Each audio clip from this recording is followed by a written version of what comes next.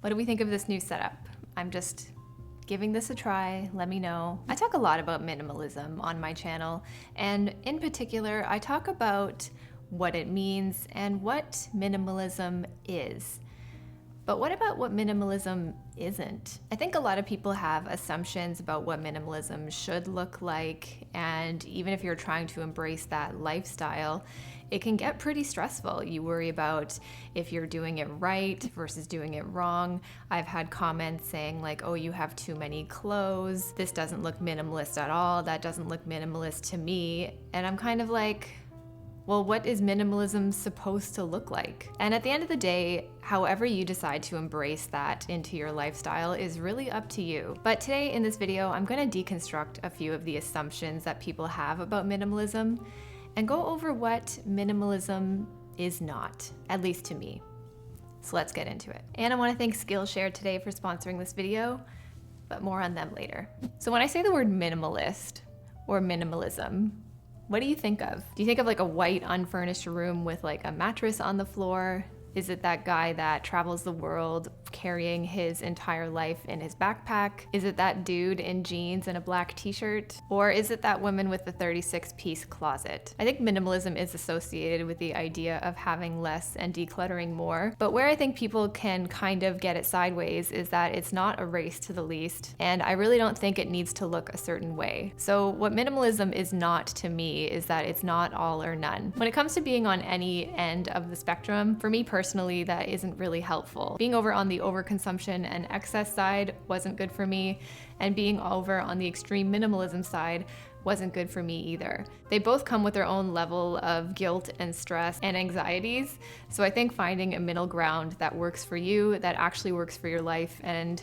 makes you feel more calm, more peaceful, and more content, I think that's what we're looking for when it comes to becoming a minimalist. The next thing minimalism is not is a 36-piece wardrobe, or 33, or 10, or 12, or 5. The whole point about decluttering and minimizing is to keep what's important to you and to get rid of what isn't. So if you're a person who loves clothing, then you can keep as many pieces in your closet as you want. But at the same time, you gotta get a little real with yourself. If you haven't worn it in a year, or post Panini, you haven't worn it in 2, then it's time to ask yourself if you're actually going to wear this thing and if it really truly brings you joy. I don't think I'm going to be any happier if I have 37 versus 36 pieces of clothing in my wardrobe. And what minimalism is guiding me to do is to get rid of the excess, question why I'm keeping something, and just dig a little deeper. And I don't think I'm one more pair of pants away from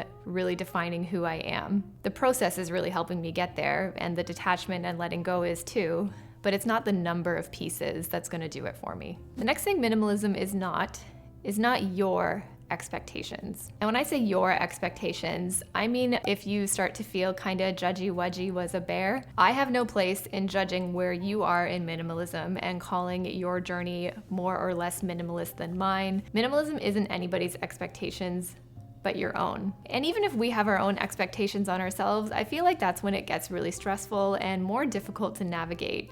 I feel like it's something that kind of unravels naturally as you sort of walk yourself through this journey and declutter and let go and detach over time, because it takes time and you're gonna learn about yourself as you go. When we start to pursue minimalism because of what YouTube or Pinterest or Instagram says it's supposed to look like, that's when I feel like it can really take away from what minimalism is supposed to do for us. It's supposed to make life easier, less stressful, and bring back more time so that we can focus on what's important to us. But if we're holding on to the expectation of what minimalism is supposed to look like, either your expectation or my expectation, then that's when minimalism straight up sucks. So let go of the expectations and focus on what it means to you and the growth that you're getting within yourself using minimalism as a tool. The next thing minimalism is not is an aesthetic. I mean, by internet standards, I don't look like a minimalist. I don't have the biceps of a minimalist, and I'm probably wearing too many layers. But in my heart, in my mind, I am one. And that's because minimalism does not have to look a certain way. It's not an aesthetic, and it's not a certain pump level. Sorry, Matt Diavella. I actually really love his channel. So you might find that you declutter your way down to only really liking jeans and a t-shirt, but if that's not what your style is to you, then that's not what minimalism has to mean. Minimalism is not getting rid of everything. When I decided to pursue minimalism and really kind of dig deep into what that was all about for me, I did start getting rid of a lot of stuff, but I didn't get rid of all the stuff. And that's because I was unhappy with the amount of things I had when I started, but if I pursued just getting rid of everything, I think I would be equally as unhappy at the end. There is some joy and value in having things, like I'm sitting on this chair, I need my laptop, I need this microphone to do videos and this camera to film them, but it's about finding that level of balance between holding on and letting go and seeing what really fits into your life and makes you feel lighter instead of weighing you down. For me, just eating on the floor, I feel like my butt would hurt and I just don't want that. The next thing minimalism is not is being cheap. Have you ever heard the saying, I'm too broke to buy cheap?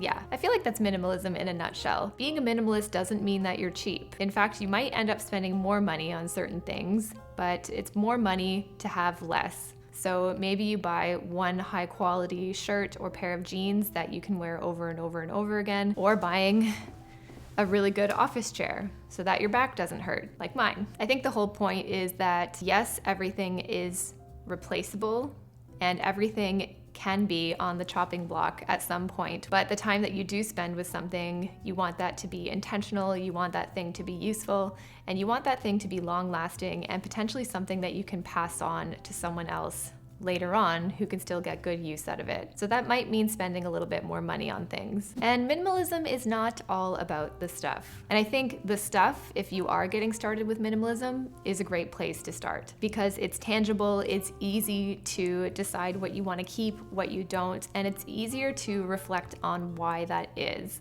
But minimalism isn't all about the stuff. Like I've said many times in this video, it's not a race to zero, it's not decluttering until your room is completely empty and leaving yourself with just your undies, a black t-shirt, and a pair of jeans. It's what you get back from minimalism, and it's what you learn about yourself in the process. For me, when I discovered minimalism, I was deeply in debt, I was addicted to shopping, and I had a really bad relationship with myself. I thought that the stuff was the answer. As soon as I started to get real with myself and started getting rid of the things, I really started to learn who I was, and I learned a lot about myself. I gained a ton of self-confidence. I learned about money.